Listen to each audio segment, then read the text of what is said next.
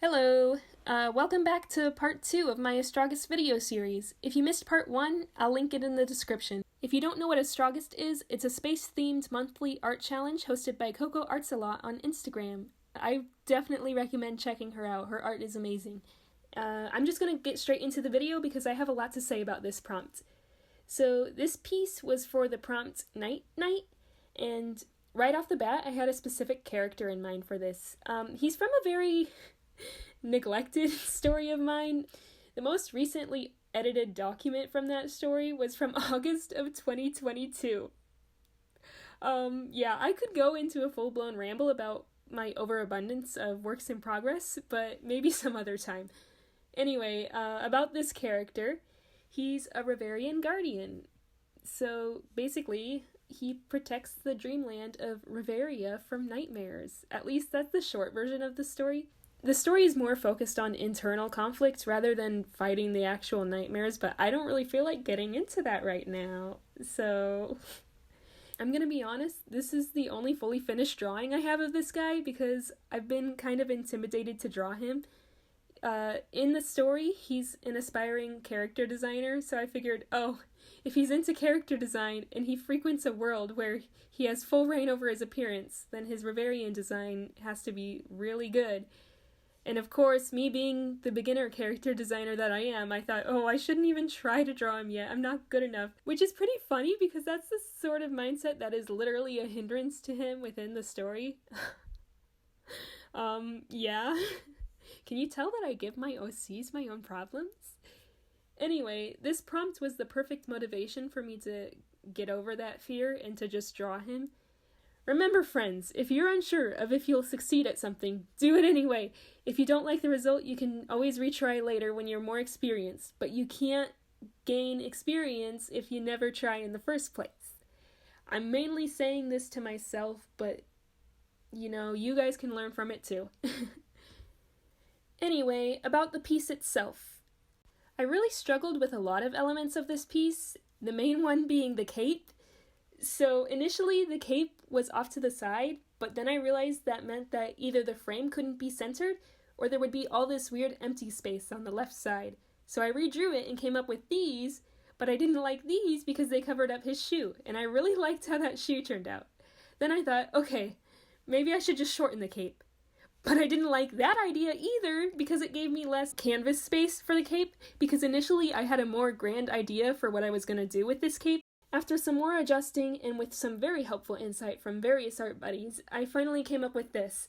Honestly, I think most of my time was spent trying to figure out what I wanted to do with this cape, and it didn't help that I still haven't properly studied how to draw fabric folds after all of these years of being an artist. But hey, we got there in the end, which means I get to push off studying fabric even further. Yay! But then I realized that I wouldn't have time to properly execute my initial idea for the cape, which was to have the top look like a starry night sky, while the bottom slowly turned into a sunset scene with pretty clouds and stuff. But I didn't know how to paint clouds. That's another thing that I haven't studied yet. So because I was running out of time, I decided to just skip it and make the entire cape starry with a slight gradient. Honestly, if I had known that I was going to go simple with the cape from the beginning, I would have just gone with a shorter cape design right off the bat, and I would have saved a lot of time and trouble, but it's fine. I'm not mad about it. I am so chill about it. I mean, at least the final piece looks nice. Even though I struggled, I got to a nice place in the end. I especially like the frame. Like I said in the last part, I was planning on making it look Art Nouveau-ish, but I didn't feel like I had enough time to attempt a frame that looked all organic, so I just went with something simpler instead.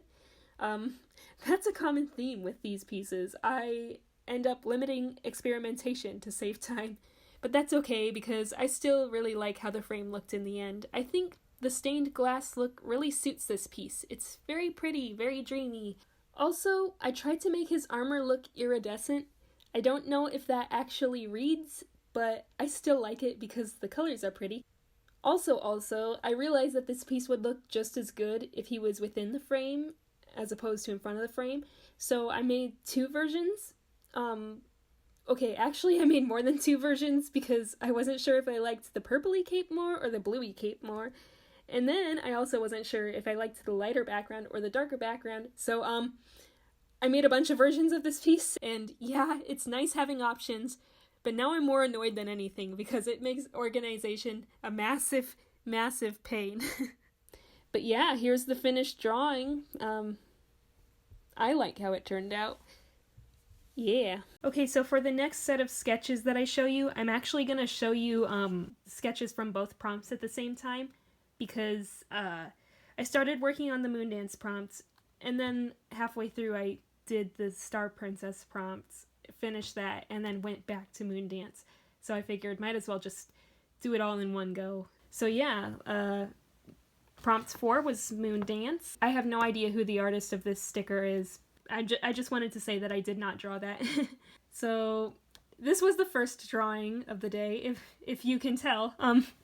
My first few sketches are always so wonky, but yeah, I thought maybe it would be cute to do a parent and child dancing together.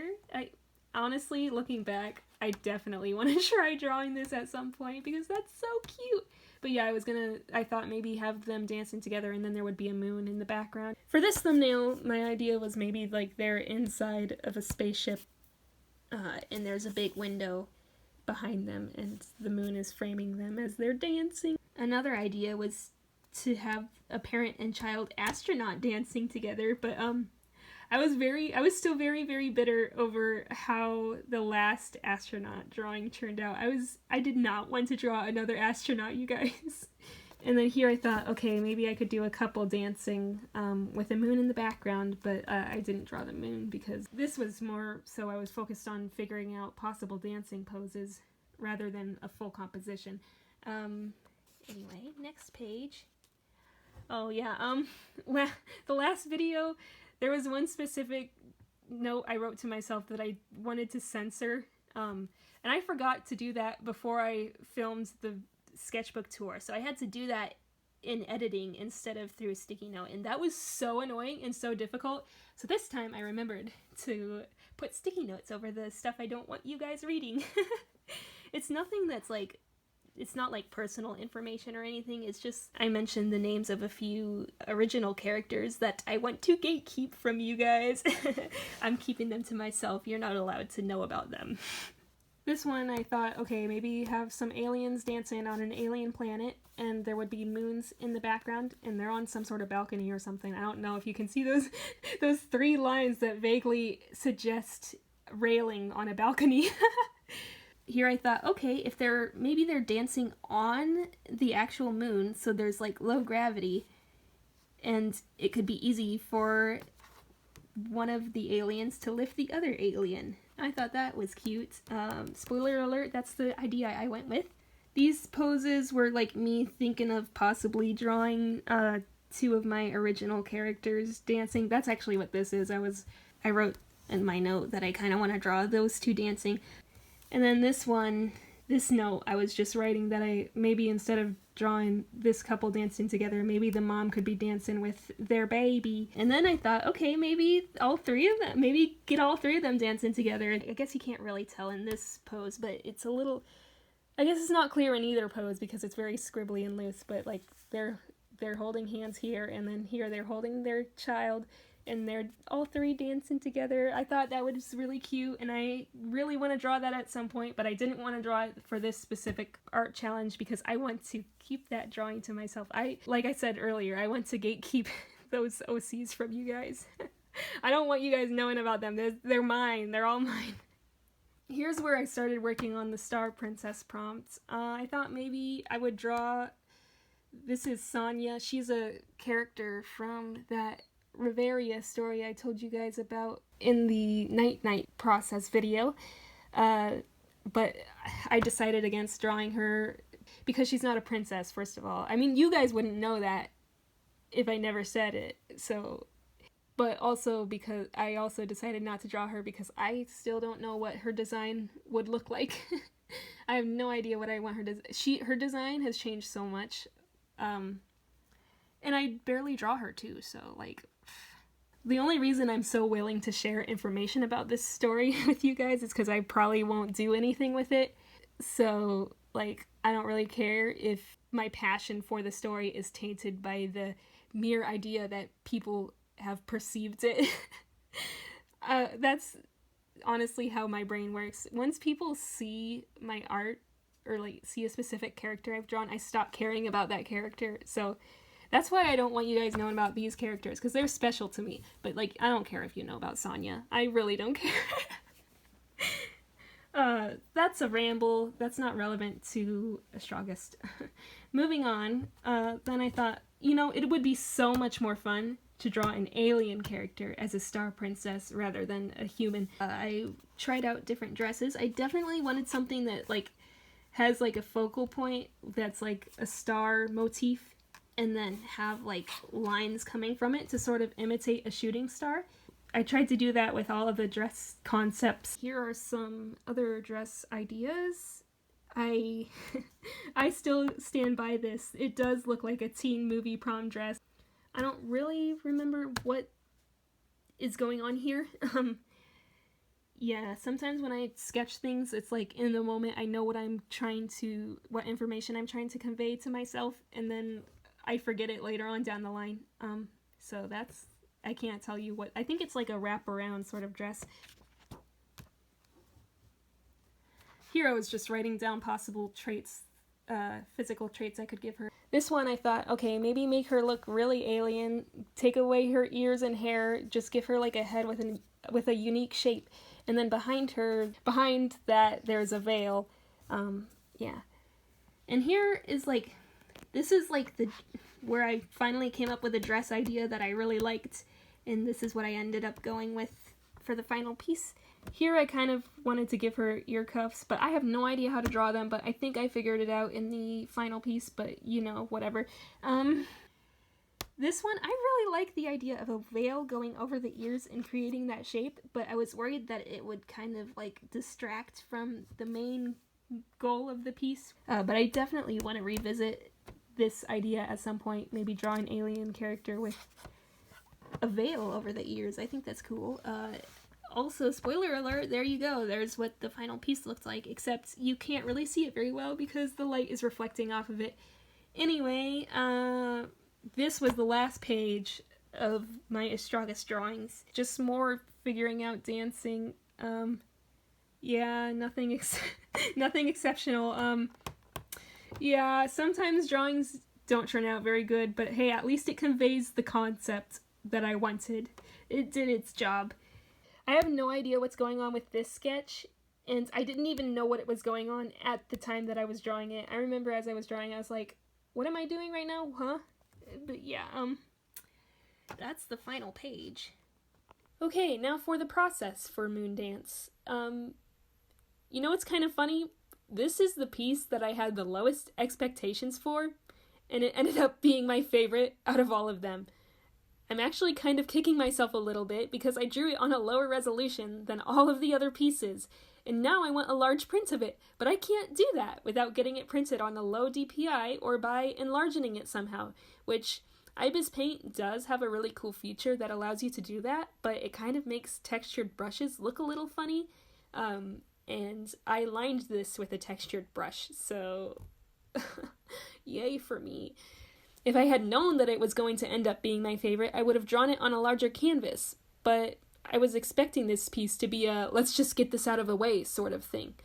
It may have been fourth on the list, but it was actually the last one that I drew, so I was kind of in a hurry to finish it. To be honest, I think it was my lack of desire to make it look good that had ultimately caused it to look good, because I wasn't stressed over how it would turn out, at least not at first. Just give it time. So performance anxiety didn't get the opportunity to mess things up for me in the earlier stages. Once I got to the coloring stage, though, that's when I started to get a little stressed. I initially wanted the colors to look retro and energetic and also youthful and playful, so I thought super saturated colors were the way to go, but I could not get the intense colors to look right together. Mad props to any artist who is able to come up with appealing saturated color palettes. You are incredible, and I have a newfound appreciation for you. I nearly had a breakdown over these colors. I nearly cried. I mean, what? What? No, no, I didn't. No, I didn't. I don't cry, guys. I am so chill.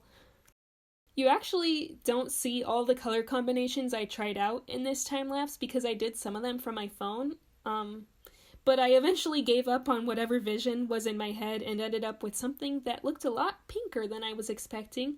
The colors aren't as energetic as I initially intended, but hey, I actually really love these colors together, so I'm fine with the result. Also, I was originally going to have them dancing on a moon with the planet framing them in the background, but then I had a little crisis when I realized that the contrast of an Earth-like planet right behind them might be very visually noisy and make it hard for the two of them to stand out. But I also didn't want to draw them dancing on an Earth-like planet with the moon in the background because I wanted the environment they're in to be as easy to draw as possible. But eventually I came up with a compromise after much stressing out, even though I didn't need to. I eventually decided that they are dancing on a moon with another moon in the background. Also, don't question why they're not wearing helmets. Maybe this moon has a breathable atmosphere, or maybe they just don't need helmets, who knows? I mean, that's a nice thing about aliens, is you can just say that they're built different and move on. All the unnecessary stress I caused myself aside, I really love how this piece turned out. It's like I said before, it's my favorite of the bunch. I especially adore how the green and pink alien's design turned out. I think she's so cute, and I definitely want to draw her again at some point. Anyway, I guess we're in the final stretch now. Only one more prompt to go. Actually, there's one more page, but it doesn't have any sketches on it, so that's why I didn't show it with the rest of the video. But this was the final page, my final Astrogust page. It says Astrogust has been completed, even though it was prompt 4, because I finished prompt 5 before I finished prompt 4. I just wanted to show this page off real quick, because it makes me so happy that the washi tape matches the colors of the piece and its moon themes. It's just too perfect. It's just too perfect. And then I also put some stickers around it to fill in the space. But yeah, I just wanted a whole page dedicated to this piece because I love how it turned out. Alright, here we go. Final time lapse.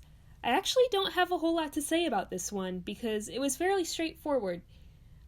Because I kept it so simple, there wasn't really a whole lot of room for indecision.